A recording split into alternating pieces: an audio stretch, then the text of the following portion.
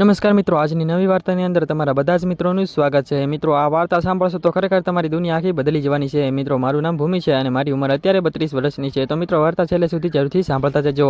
મારા નસીબમાં દુઃખ તો જાણે જન્મતી વખતે જ લખાઈ ગયું હતું, કારણ કે મારા માતા પિતાનું અવસાન મારા નાનપણમાં જ થઈ ગયું હતું અને મને તો એમનો ચહેરો પણ સરખો યાદ નથી, અને એટલે કે મેં જોયો જ નથી। વડીલો પાસેથી સાંભળેલી વાતો અને મનમાં રહેલી એક આછેરી છબી, એ સિવાય મારી પાસે કશું જ ન હતું।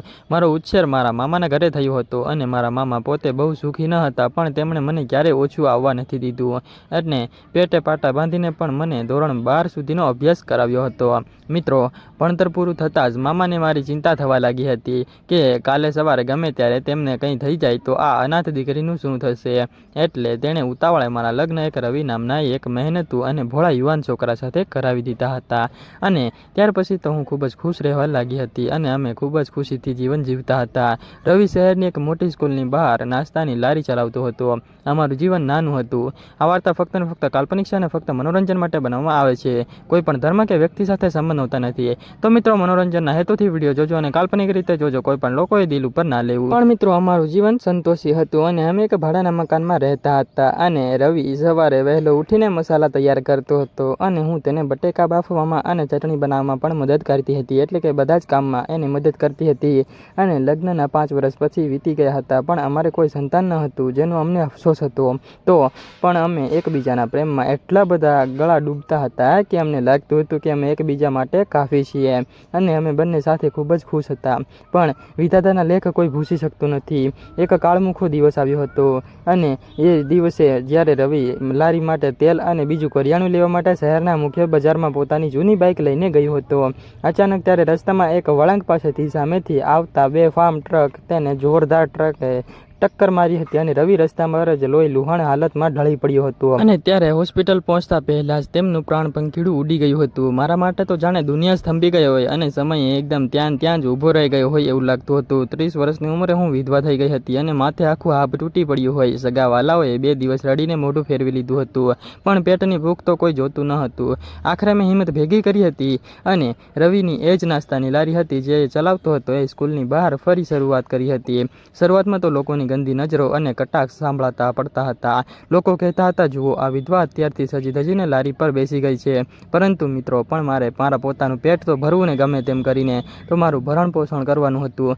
એ સ્કૂલમાં એક નવા સાહેબની બદલી થઈને આવી હતી, અને તે સાહેબનું નામ હતું વિવેક સાહેબ હતું। તે ખૂબ જ દેખાવડા હતા, શાંત હતા અને ભણેલા ગણેલા વ્યક્તિ હતા અને ખૂબ જ હેન્ડસમ હતા। તે રોજ સાંજે 5 વાગે સ્કૂલ છૂટ્યા પછી સીધા મારી લારી પાસે આવતા હતા અને ત્યાં બાજુમાં પડેલા એક જૂના એવા બાકડા પર બેસીને ચા અને નાસ્તો કરતા હતા, અને એ દરરોજની એનો ટાઈમ થઈ ગયો હતો। એ દરરોજે આવતા હતા અને ત્યાં બેસીને મને પૂછતા હતા કે ભૂમિ, શું તને આજે થાક તો નથી લાગ્યો ને? અને તેની વાતોમાં એક એવી હૂંફ હતી જે મને વર્ષોથી મળી નહોતી, અને તે રોજ કલાકો સુધી ત્યાં જ બેસી રહેતા હતા, અને ત્યાર પછી અમે બંને સુખ દુઃખની વાતો પણ કરતા હતા। એક દિવસ અચાનક મને ખૂબ જ તીવ્ર તાવ આવ્યો હતો અને આખું શરીર ધ્રુજતું હતું અને આંખો આમે અંધારા આવી ગયા હતા, એટલે હું 2-3 દિવસ સુધી લારી પર જઈ શકી ન હતી। એટલા માટે વિવેક સાહેબને લારી બંધ જોઈને ખૂબ જ ચિંતા થઈ હતી, અને તેમને થયું હતું કે કંઈક અધઘટિત તો નથી થઈ ગયું ને, એટલે તેમણે આજુબાજુના દુકાનદારોને પૂછીને મારા ઘરનું સરનામું મેળવ્યું હતું,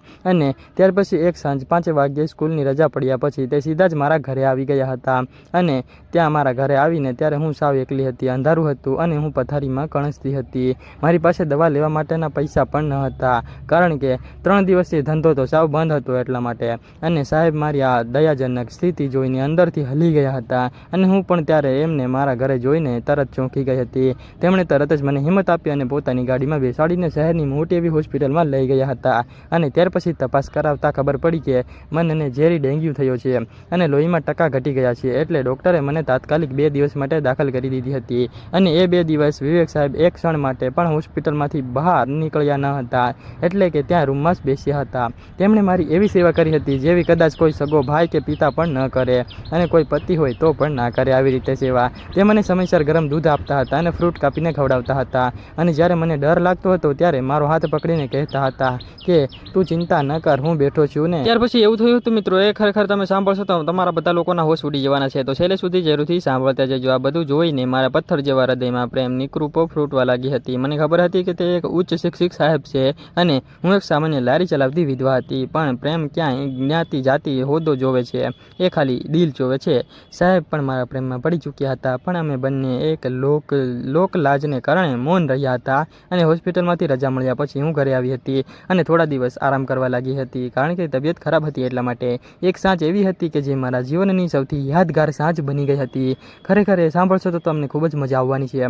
બહાર મુશળધાર વરસાદ વરસી રહ્યો હતો, અને ત્યારે આકાશમાં વીજળીના કડાકા ભડાકા થઈ રહ્યા હતા, અને ઠંડો પવન ફૂંકાતો હતો. ઘરમાં આજે કોઈ ન હતું, અને હું બારી પાસે બેસીને વરસાદ જોઈ રહી હતી. ત્યારે નજારો ખૂબ જ જોવાલાયક હતો. અચાનક વિવેક સાહેબ આવ્યા હતા, મને મેળવવા માટે મારા ઘરે આવ્યા હતા. તે પૂરેપૂરા પલળી ગયા હતા. તે તરત જ તેમને ટુવાલ આપ્યો, અને મેં તેમના માટે આદુવાળી ગરમા ગરમ ચા બનાવી હતી, જેથી કરીને એમને ઠંડી ના લાગે. જ્યારે હું ચાનો કપ લઈને તેની પાસે ગઈ ત્યારે રૂમમાં મીણબત્તીનો આછો એવો પ્રકાશ હતો, અને વાતાવરણ એકદમ રોમાન્ટિક બની ગયું હતું, એકદમ ફિલ્મની સ્ટોરી હોય ને એના જેવું. અને જેવી મેં ચાની રકાબી તેમની તરફ ધરી હતી, સાહેબે ધીમેથી મારો હાથ પકડી લીધો હતો, અને તેમનો સ્પર્શ થતાં જ મારા આખા શરીરમાં એક કરંટ પસાર થઈ ગયો હોય એવું લાગતું હતું. તે એક ટસે મારી આંખોમાં જોઈ રહ્યા હતા, એટલે કે એક જ નજરે.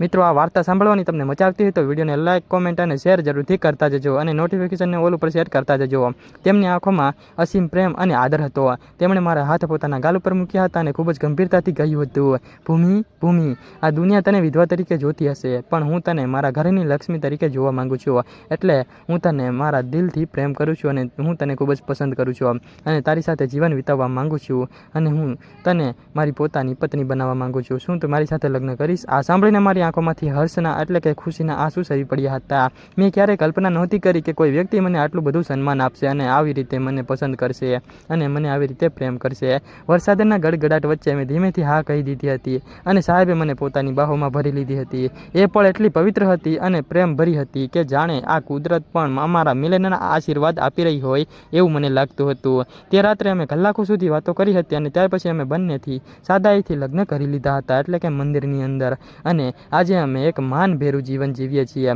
અને ખૂબ જ ખુશીથી જીવન વિતાવીએ છીએ. અને વિવેક સાહેબ મને એટલો પ્રેમ આપ્યો છે કે મારા જૂના બધા દુઃખ ભૂલાઈ ગયા છે. મિત્રો, આ વાર્તાનો સાર એ જ છે કે સ્ત્રી વિધવા હોય કે ત્યાં તક પણ એક મનુષ્ય છે, અને તેને પૂરેપૂરો પ્રેમ, સન્માન અને ફરીથી સુખી જીવન એટલે કે મિત્રો મોજથી જીવન જીવવાનો પૂરેપૂરો હક છે, અને પૂરેપૂરો અધિકાર છે. એમને કોઈ પણ ના રોકી શકે. લગ્ન એ માત્ર શારીરિક સંબંધ નથી, પણ બે આત્માઓનું મિલન છે, અને સમાજે પોતાની સંકુચિત અને માનસિકતા બદલીને આવી સ્ત્રીને સ્વીકારવી જોઈએ, ના કે એમને મેણા મારવા જોઈએ. મિત્રો, વિડીયો સારો લાગ્યો હોય તો વિડીયોને લાઈક કરી દેજો, અને આ ચેનલને સબસ્ક્રાઈબ કરવાનું ભૂલી ન જતા, અને વિડીયોનો કમેન્ટ કરતા જજો મિત્રો આ વિડીયો કેવો લાગ્યો. મિત્રો, આવતીકાલે ફરી મળીશું નવા વિડીયોમાં. એ વાર્તા ખૂબ જ ખાસ છે, તો જોવાનું ભૂલી ન જતા. આ વાર્તા ફક્ત અને ફક્ત કાલ્પનિક છે, અને ફક્ત મનોરંજન માટે બનાવવામાં આવે છે. કોઈ પણ ધર્મ કે વ્યક્તિ સાથે સંબંધ હોતા નથી. તો મિત્રો, મનોરંજન હેતુથી અને ફક્ત કાલ્પનિક રીતે વિડીયો જોજો, અન્યથા ન જોતા. કોઈ પણ લોકોએ દિલ ઉપર ના લેવું. સબસ્ક્રાઈબ કરીને બેલ નોટિફિકેશન ઓલ ઉપર સેટ કરી દેજો, જેથી કરીને નવા વિડીયો સૌથી પહેલા તમને મળી જાય.